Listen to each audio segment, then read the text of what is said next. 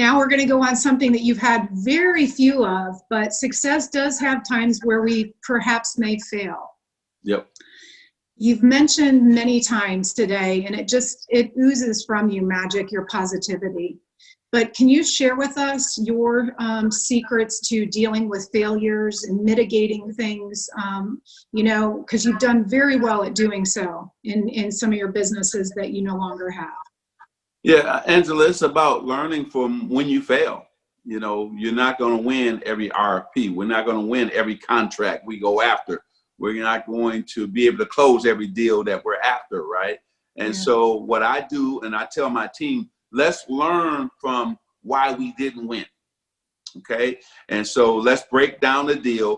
Why was the other company's proposal better than ours, okay? And so we learn from that. We make sure we don't make the mistake when we go after the next contract, right? Mm-hmm. And so I'm still a guy who remains positive, but I learn from the mistakes that we make.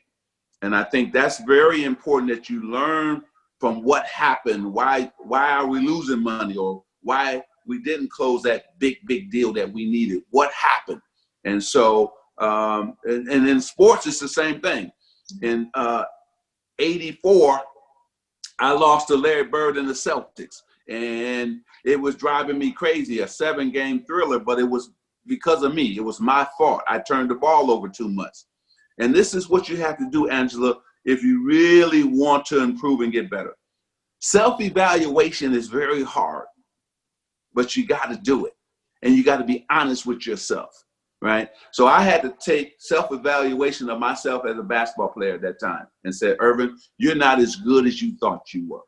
So you got to go back and get better. So I worked that whole summer to get better as a basketball player. And then I got blessed to play the Celtics again in '85. And the mistakes that I made in '84, I didn't make in '85, because I learned from those mistakes that I made. And I actually was a key for us winning and beating the Celtics in '85. So you can learn from your mistakes and still come out to be successful. And that's what I do. I always look at what happened, why did it happen, and let's make sure the next time it doesn't happen again.